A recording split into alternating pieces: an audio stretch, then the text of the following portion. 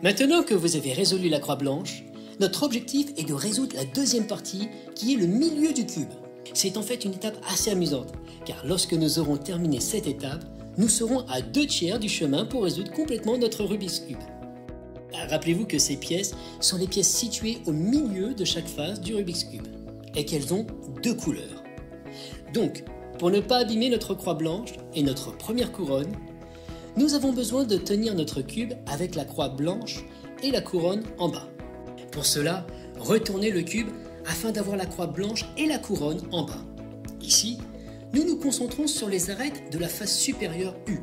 La façon de créer une ligne verticale est de faire pivoter la face supérieure U jusqu'à ce que la couleur du devant de l'arête sur le dessus sans la couleur jaune corresponde à la couleur de la pièce centrale du cube. La rangée verticale est extrêmement importante parce que c'est ainsi que nous obtenons les arêtes de la bonne position pour résoudre la deuxième couronne du cube. Si vous avez remarqué, l'arête située sur la partie supérieure du cube U doit se déplacer vers la droite car elle correspond à la couleur de la pièce centrale sur le côté droit. Pour cela, nous allons exécuter ces séquences de mouvements U, R, U', R', U', F', U, F. L'arête est maintenant insérée dans la deuxième couronne qui correspond à la pièce centrale de la face du Rubik's Cube. Dans le cas opposé, si l'arête située sur la partie supérieure du cube U doit se déplacer vers la gauche afin d'être connectée à la couleur de la pièce centrale de ce côté, nous exécuterons ces séquences de mouvements. U', L', U,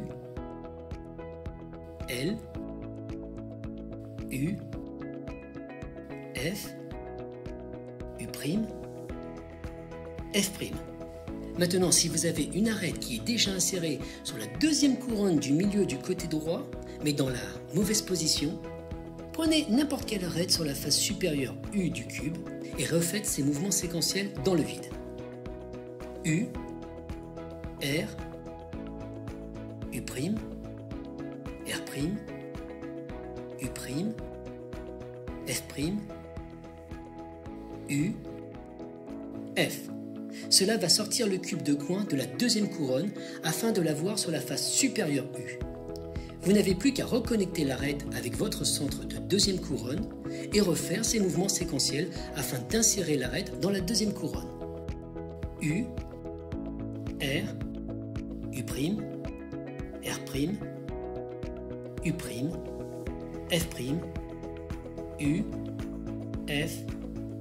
A l'inverse, si vous avez une arête inversée côté gauche qui est déjà insérée sur la deuxième couronne du cube, prenez n'importe quelle arête sur la face supérieure U du cube et refaites ces mouvements séquentiels inversés dans le vide.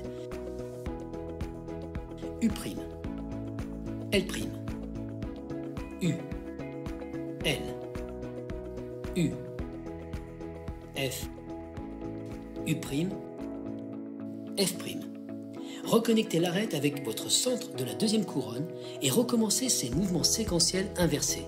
U', L', U, L, U, F, U', F'.